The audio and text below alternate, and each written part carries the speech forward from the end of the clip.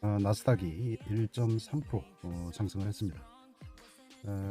현재 15,361을 했고, 어제 그제 조정을 보여서 그동안 많은 상승을 보여서 본격적인 콜렉션 기간에 들어오지 않나 걱정을 했는데, 역시 강한 나스닥입니다. 나스닥도 1월 2023년 1월, 10월, 그 다음에 1월에도 조정을 보였지만 다른 시세보다 좀 강한 그런 모습을 보였고요. 원달러 환율인데요. 최근에는 다소 안정을 보인 이런 상황입니다.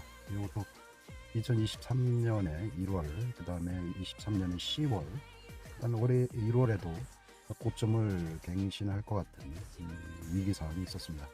1350원을 정점으로 해서 마치 1350원을 깰 것 같은 위기감이 조성이 됐었고요. 현재는 요거는 이제 한 달로 좀 축소를 해보면 1300 좀 하향 안정화를 보이는 이런 상황입니다. 무엇보다도 중요한 원인 중에 하나가 어제 이제 FOMC가 마무리를 됐고 파월 의장의 이야기가 있었는데, 그거는 좀 이따가 이야기를 해보기로 하고, 엔비디아가 급등을 했습니다. 급등을 했고, 테슬라 역시 하락을 멈추고 188달러를 유지를 하고 상승을 했습니다. 요게 이제 전저점인 200달러를 깨고 현재 188달러를 지지한 채 상승으로 전환했는데요. 무엇보다도 하락을 멈췄다, 여기에 의미를 두도록 하겠습니다. 무엇보다도 이제 성장주는 금리의 영향을 많이 받고 10년물 금리가 고점인 부분에서 테슬라의 하락이 두드러진 그런 모습을 보였다, 이렇게 볼 수가 있고요. 이걸 좀 단기적으로 보이면 아무래도 180달러를 단기적으로 지지대로 해서 우상향을 보일 것을 좀 기대를 하겠습니다. 엔비디아는 500달러를 돌파한 이후에 지속적으로 그 이후에도 20% 이상을 상승을 보여서 630달러를 현재 돌파를 한 그런 상황입니다. AI를 축으로 하는 반도체가 상당히 각광을 받고 있는 그런 상황이라고 보시면 될 것 같고요. 공포와 탐욕 지수, 지금 스탁 마켓에서는 지금 70 소폭 그리드 탐욕 상태로 접어들기 시작을 했습니다. 월간 고용 보고서가 오늘 발표 예정에 있고요. 그리고 요새 가상화폐는 탐욕 지수가 좀 하락한 그런 상황이고요. 지금 주요 섹터 상승 상황을 이렇게 보면 반도체 업종이 이틀간 조정을 겪은 이후에 1.4% 정도 상승을 했고요. 그 다음에 헬스케어 쪽에서 1.78% 상승을 했고, 테크 하드웨어 쪽이 1.36% 정도 상승을 했습니다. 아마존이 2.63% 상승을 했고, 테슬라가 0.81% 상승을 했습니다. 아마존이 2.63% 상승했다는데 큰 의미를 주어서 오늘 우리나라 인터넷 업종에도 긍정적인 효과가 있지 않나 이렇게 기대를 해보고요. 엔비디아가 2.44% 상승을 했고, 애플이 1.33% 상승. 그 밖에 마이크론 테크놀로지, 우리나라 반도체 업종이랑 관계되어 있는 마이크론 테크놀로지가 0.16% 하락을 했네요. AMD가 1.66% 상승을 했고, 인텔이 0.65%, 퀄컴이 4.98% 하락을 했네요. 빅테크의 어닝 시즌에 즈음을 해서 이러한 실적이 해당 기업의 주가에 영향을 끼치고 있습니다. 지금 현재 아마존이 쇼핑 어시스턴스 AI 러퍼스를 공개를 하면서 주가가 급등을 한 그런 상황이고요. 작년 4분기 전체 판매가 14%가 급증을 했다. 애플이 1190억 그 순이익이 1분기 증가를 했다. 2% 정도 증가를 했다. 그런 이야기고, 메타 아마존이 시간외로 급등을 하고 있다. 이게 우리나라 주가에도 영향을 끼칠 것 같다 이런 이야기고 시장의 지금 긴축에 중요한 타임 스케줄이 바뀌기 시작했다. 이게 아마 우리나라 그 유동성에도 큰 변화가 있을 수 있다 이런 생각을 해볼 수가 있겠습니다. 어제 이제 파월 의장이 여러 이야기 중에 좀 중요한 사항인데요. 밸런스 시트 will start in March. 그러니까 대차 대조표에 대한 논의가 3월에 있을 것이다. 근데 이게 이제 금리 인하 계획하고는 같이 뭐 논의하진 않을 것이다. 뭐 이런 이야기를 했어요. 그러니까 QT라고 매월 뭐 950억 달러, 그 다음에 800억 달러 계속 시장에 채권을 이렇게 투척하는 그런 행위 때문에 시장 금리가 올라가고 이게 이제 대신에 현금 유동성을 흡수하는 그런 것들의 영향으로 이제 시장이 상당히 어려워진 뭐 그런 데 굉장히 중요한 팩터로서 작용을 했습니다. 그거에 대한 변화 조짐은 아마 전 세계 자본시장에 굉장히 중요한 영향을 끼칠 수 있고요. 어제 이제 금리 동결에도 불구하고 그리고 3월에 금리 인상이 없다, 금리 인하가 없다라는 거에도 불구하고 금리가 하락을 했죠. 요거는 이제 앞으로 설명할 건데 이제 금리 인상하고 시중금리 방향에 따라서 해당 주가라든가 확률이 영향을 받을 수 있다 이런 이야기고요. 여기 이제 대차대조표 연준의 자산을 이야기하고 있고 현재 7조 6,700억 정도 연준의 자산, 즉 연준이 가지고 있는 채권을 이야기합니다.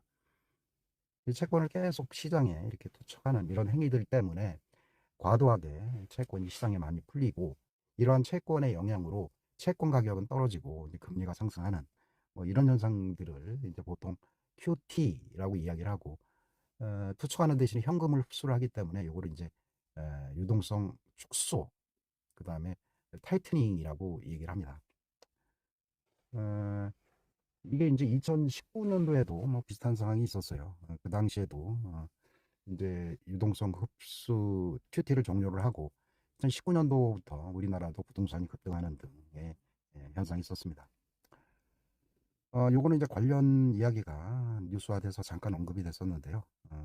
지금 현재 이제 950억 달러를 매월 채권을 투척을 하고 있고 현재 이제 800억 달러씩 채권을 투척을 하고 있는데 이제 이러한 그 QT가 이제 3월에 논의가 되면 3개월 후에 이제 QT에 대한 주요 일정이 발표가 되고 그로부터 이제 3개월 후 6월부터 QT가 이제 감축 QT 시중에 이제 던져지는 채권 양이 좀 조정이 되면 최종적으로 올해 12월 정도 되면 이제 아마 QT가 종료되는 아마 이런 일정이 돼 있는 것 같습니다.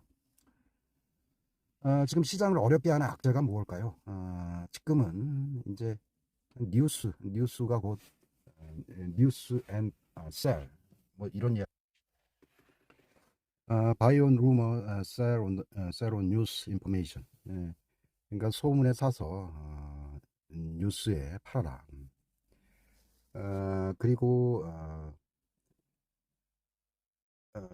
돈을 챙겨서 떠나라. 뭐 이런 이야기거든요. 그래서 지금 실적이라든가 이런 것들이 발표가 나면 기업들이 해당 주가가 많이 떨어지는 그런 현상을 이야기를 하고 있고 마켓에서는 이제 실제 실적을 발표를 하면 해당 주가가 기대치가 높고 밸류에이션이 지금 현재 고평가가 돼 있기 때문에 그 기대치에 지금 충족하기가 상당히 쉽지 않습니다.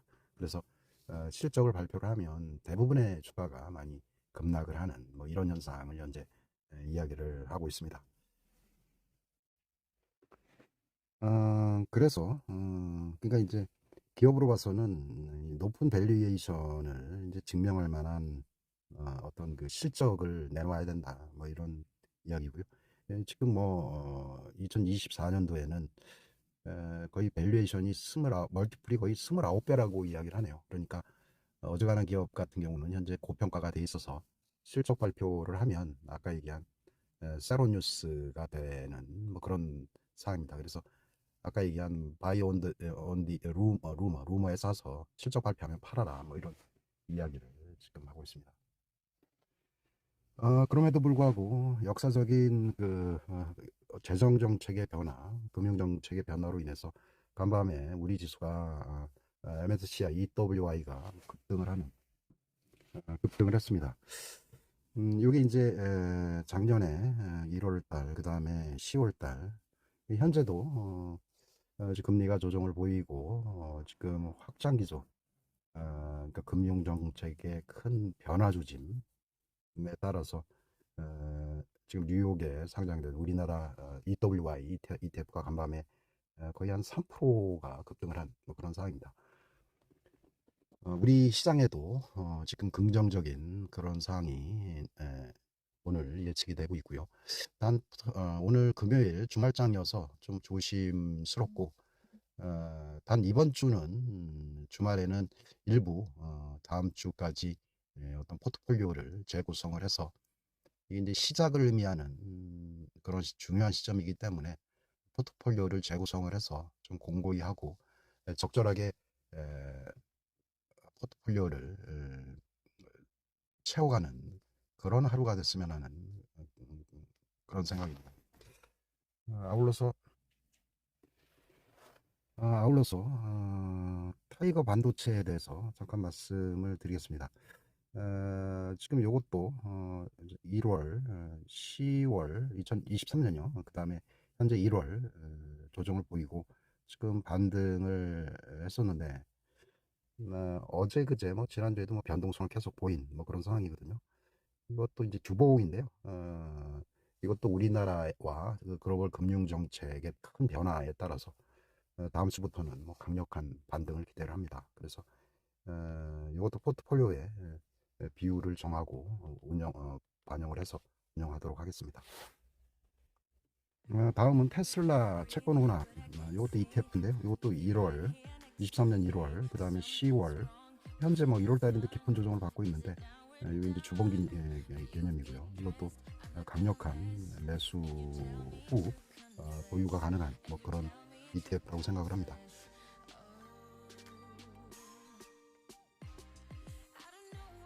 다음은 네이버 말씀드리겠습니다. 이것도 뭐 2023년 1월, 그 다음에 10월 현재거든요. 우리나라 보편적으로 이제 주식들은 아까 EWI 쪽 브렉록이 운영하는 ETF 계열 패시브 자금들의 영향을 받는 경우가 많습니다. 이것도 1월, 그 다음에 작년 10월 현재도 이제 깊은 조정을 많이 받고 있습니다. 이것도 상승 기조로 전환될 확률이 크다.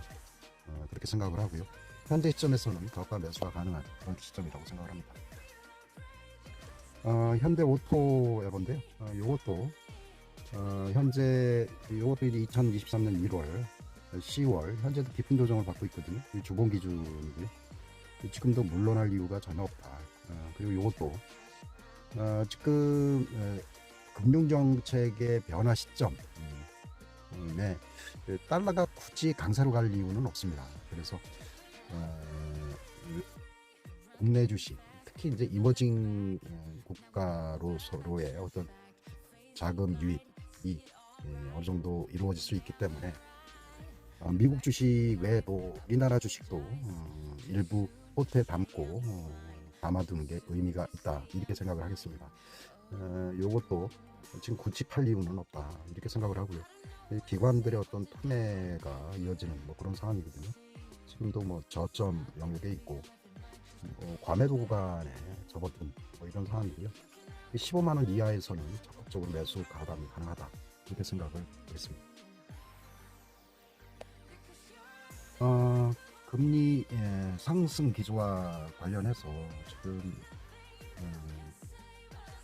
저점을 형성한 우리 증시 현재도 이제 1월 달에 뭐 깊은 조정을 받았었죠.